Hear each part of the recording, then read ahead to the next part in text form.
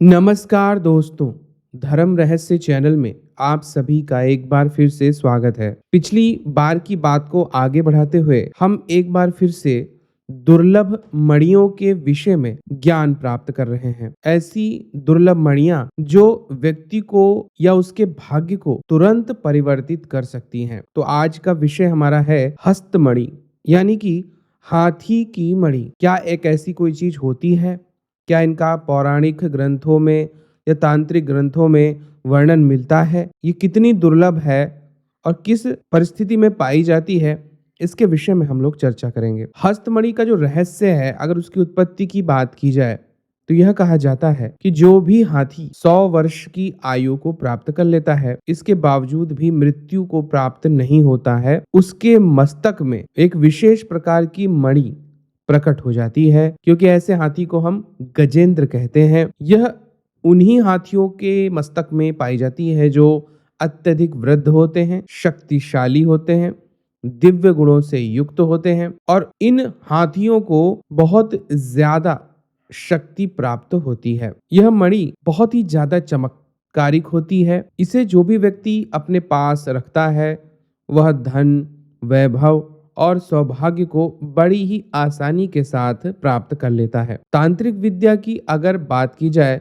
तो हस्तमणि को बहुत ही ऊंचा स्थान प्राप्त है। ऐसा माना जाता है कि यह मणि अदृश्य शक्तियों को नियंत्रित करने की विद्या देने वाली मानी जाती है। इसके अलावा तंत्र सिद्धि देती है और नकारात्मक ऊर्जा कहीं से भी समाप्त करने की इसकी शक्ति होती है। इसके अंदर चमत्कारी गुण होते हैं। हस्तमणि को अपने पास रखने वाला व्यक्ति किसी भी संकट में सुरक्षित रहता है। अगर इसे अपने घर में रखता है व्यक्ति, तो कभी लड़ाई झगड़े नहीं होते, हमेशा सुख शांति बनी रहती है। जहां पर यह रख दी जाती है, उस जगह धन और धान्य की कभी भी कमी नहीं होती है।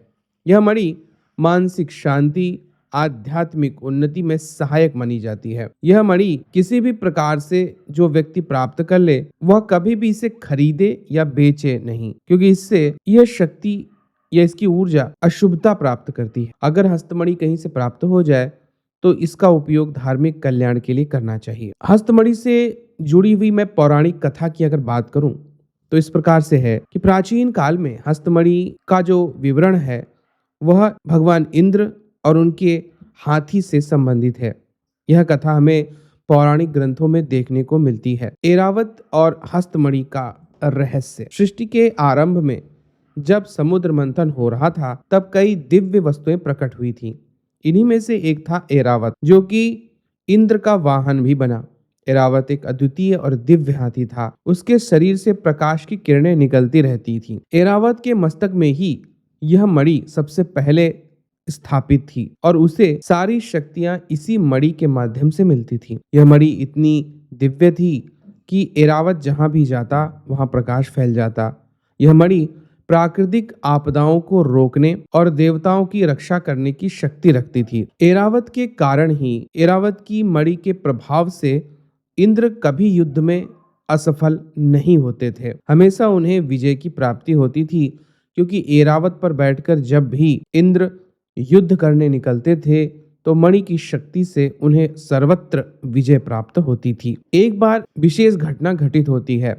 एक बार इंद्रलोक पर असुरों ने आक्रमण कर दिया। असुरों के राजा बलि को यह ज्ञात हुआ कि इंद्र की शक्ति एरावत की मणि से मिलती है।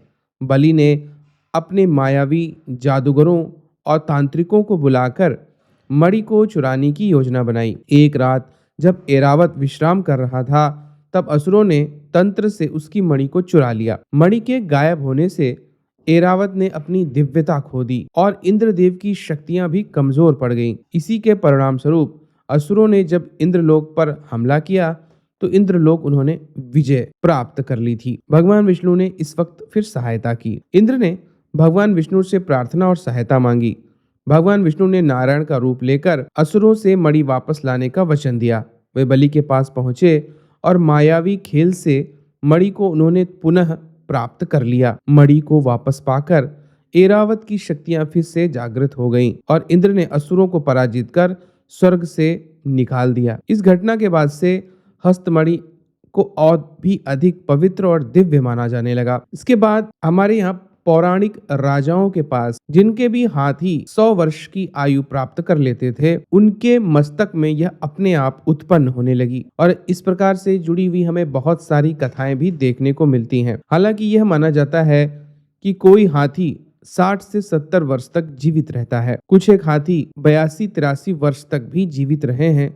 ऐसा आज के युग में हमें देखने को मिलता है। लेकिन कुछ ऐसे भी दिव्य हाथी होते हैं जो 100 वर्ष की आयु प्राप्त कर लेते हैं। अगर किसी हाथी ने, अगर वह किसी मंदिर, तीर्थ स्थान या जहाँ पे भी देवी देवताओं, उनके मंदिरों का वास है, उस स्थान पर रहने वाले हाथी ने अगर 100 वर्ष की आयु प्राप्त कर ली है तो उसके मस्तक से यह मणि प्राप्त की जा सकती है। इस मणि की प्राप्ति अगर हो जाए तो विभिन्न प्रकार के फिर तांत्रिक प्रयोग और साधनाएं की जा सकती हैं। कुछ विशेष परिस्थितियों में हम इस दिव्य मणि को देवताओं से भी प्राप्त कर सकते हैं, देवराज इंद्र से भी प्राप्त कर सकते हैं, लेकिन वह एक कठिन प्रक्रिया है। अगर उद्देश्यों की बात की जाए तो जिस व्यक्ति के पास धन नहीं है, जिसके पास समृद्धि नहीं है, अगर वह ये मणि प्राप्त कर लेता है तो ऐसा हो ही नहीं सकता कि उसके जीवन में धन और समृद्धि न आ जाए। अगर उसके भाग्य में भी धन और समृद्धि नहीं है तो भी मणि के कारण उसे प्राप्त होती ही है। हस्तमणि के पास कोई भी व्यक्ति जो रहता है उसके शत्रुओं का स्वतः ही नाश हो जाता है। इससे दिव्य शक्तियों, गुप्त ज्ञान और अलौकिक शक्तियों की प्राप्ति होती है। कहते हैं इस मणि को व्यक्ति अगर गले में धारण करता है तो उसे कई हाथियों का बल खुद ब खुद प्राप्त हो जाता है। इसलिए वह हजारों किलो की चीजों को भी उठाकर फेंक सकता है। तांत्रिक साधना की विधि की अगर बात की जाए तो यह गोपनीय है, लेकिन इसका संपूर्ण ज्ञान हमें प्राप्त नहीं होता। लेकिन जितनी भी जानकारी है उसके विषय में मैं आपको बता रहा हूँ। अगर मणि आपको प्राप्त है तो सिर्फ उसे जागृत करने की आवश्यकता पड़ती है। लेकिन अगर आपके पास मणि नहीं है और आप इसे देवताओं से प्राप्त करना चाहते हैं तो सबसे पहले स्थान और समय का चयन करें। यह साधना अमावस्या या पूर्णिमा की रात को शुरू की जाती है। साधना के लिए एकांत पवित्र स्थान जैसे कि शमशान, घना जंगल, नदी का किनारा, देवालय नदी के किनारे अगर स्थित है तो बहुत उत्तम माना जाता है। साधना स्थल पर 5 दिशाओं में दीपक जलाकर चौमुखी प्रकाश के बीच बैठकर यह साधना की जाती है। उस वक्त, जिस वक्त आप यह साधना करेंगे, सामने बाजोट के ऊपर चमकदार मणि या फिर क्रिस्टल की कोई बनी हुई मणि, चमकदार पत्थर इत्यादि को स्थापित कीजिए। उसके आगे घी का दीपक जलाइए। आप काले तिल, लाल वस्त्र, काजल और काले धागे का इस्तेमाल करेंगे। तांत्रिक माला के रूप में आप हकीक यानी कि पत्थरों से निर्मित जो माला होती है चमकदार, उसका इस्तेमाल करेंगे। गुरु द्वारा बताए गए मंत्र का जाप करेंगे। साधक कुशा या काले वस्त्र के आसन अथवा लाल वस्त्र या लाल ऊन के आसन पर बैठकर साधना शुरू कर सकता है। साधना करने से पहले देवी भगवती दुर्गा और भैरव जी का आवाहन करना अनिवार्य होता है, क्योंकि यही हस्तमणि की ऊर्जा को नियंत्रित करने में सहायक देवता माने जाते हैं। इसका जो मंत्र है वह मैं आपको बता रहा हूँ। मंत्र इस प्रकार से है, ओम ह्रीम श्रीम हस्तमणि समृद्धिम देहि स्वाहा। इस मंत्र का आपको रोजाना जाप करना पड़ता है और फिर किसी दिन अचानक से चमत्कार घटित होता है। आपके सामने कोई ना कोई देवता मणि को लेकर प्रकट हो जाते हैं। इस साधना में कितना समय लगता है इसका वर्णन हमें प्राप्त नहीं होता है, लेकिन यह एक सात्विक और बहुत बलशाली देवत्व देने वाली साधना मानी जाती है। कुछ विशेष परिस्थितियों में तो कभी कभी स्वयं कोई हाथी आपको प्राप्त हो जाता है। यह हाथी अदृश्य रूप में आपके साथ रहता है। आप जब भी इस हाथी पर बैठ जाते हैं, यह हाथी आपको हवा में उड़ाकर कहीं भी ले जाने की क्षमता रखता है। लोगों को यह दिखाई नहीं पड़ता है, लेकिन आप इसे छू सकते हैं और इस हाथी से युद्ध भी लड़ सकते हैं और कहीं से कहीं जाने का मार्ग भी बना सकते हैं। विभिन्न लोकों में गमन करने की विद्या यह हाथी देता है, क्योंकि यह मणिधारी हाथी होता है और हस्तमणि को धारण किए होता है। कहते हैं जिस व्यक्ति ने भी हस्तमणि अपने पास रखी हो, मरने के बाद निश्चित रूप से वह स्वर्ग जाता है, क्योंकि यह मणि स्वयं देवराज इंद्र तक ले जाने वाली शक्ति मानी जाती है। देवलोक में पहुंचने पर इस आत्मा का स्वागत किया जाता है और किसी न किसी देवता के रूप में वहां पर जाकर व्यक्ति स्थापित हो जाता है। इसी कारण से इस मणि की बहुत गरिमा बताई जाती है। इस साधना में कुछ बातों का ध्यान रखना बहुत आवश्यक होता है। इस साधना को करने से पहले आपने गुरु दीक्षा ली हो शाक्त संप्रदाय के अंतर्गत। साधना के दौरान आप न तो भय करेंगे, न क्रोध, न लालच, न ही ब्रह्मचर्य नाश। साधना को अधूरी नहीं छोड़ना है, क्योंकि इसकी समय अवधि का पता नहीं है, तो यह लंबे समय या कई वर्षों तक भी चल सकती है। इस साधना के बाद मणि का प्रयोग षट कर्मों में किया जा सकता है, लेकिन दुरुपयोग नहीं करना है, अन्यथा परिणाम घातक हो सकते हैं। मणि का उपयोग केवल धर्म और कल्याणकारी कार्यों के लिए ही किया जाना चाहिए। जिसको भी हस्तमणि की साधना करने के कारण उसके जीवन में अद्वितीय समृद्धि और उसे अलौकिक शक्तियों का अनुभव होने लगता है, देवताओं के दर्शन होने लगते हैं, असाधारण ऊर्जा और आत्मविश्वास का विकास उसके अंदर बड़ी तेजी से होता है। साधक के शत्रु और नकारात्मक शक्तियां सदैव के लिए उससे दूर हो जाती हैं।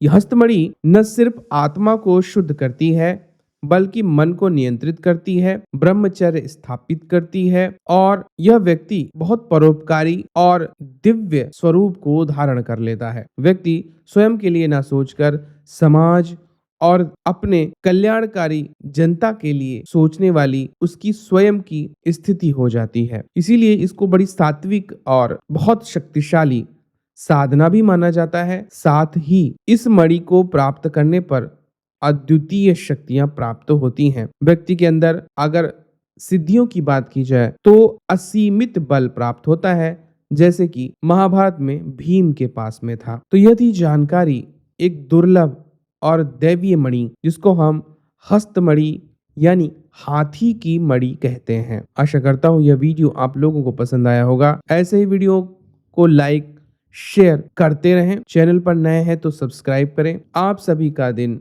मंगलमय हो। जय मां पराशक्ति।